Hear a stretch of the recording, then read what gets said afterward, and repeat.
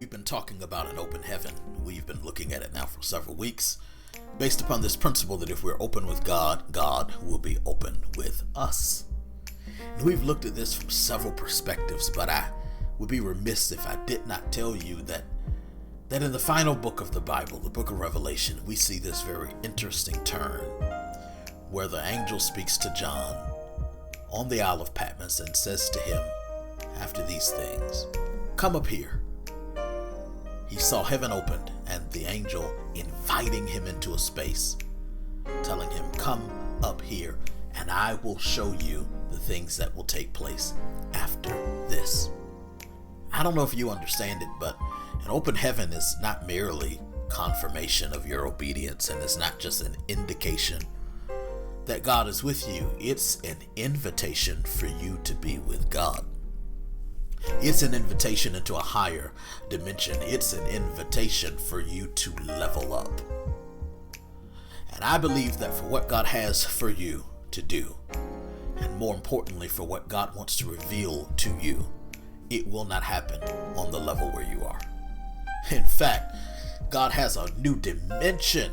That's what this open heaven really reflects, the idea of another dimension of God that we had not seen before.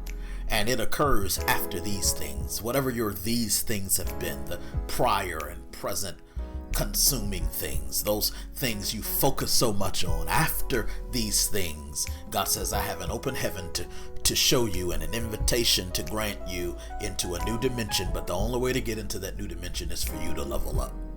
Now, I don't know your business and you don't know mine, but I bet that each of us have an area in our life where we need to level up, where we need to RSVP to this invitation that grace is extending us to come higher, a place that will literally shift our focus from our present situation and our present reality to our prophetic revelation. It's a shift that takes us out of being consumed with what is happening in our present to now being amazed by what God wants to show us in our future.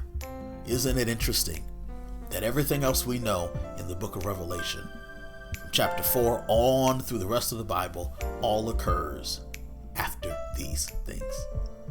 After we have decided to leave where we are and allow the Spirit of God to transport us to another dimension.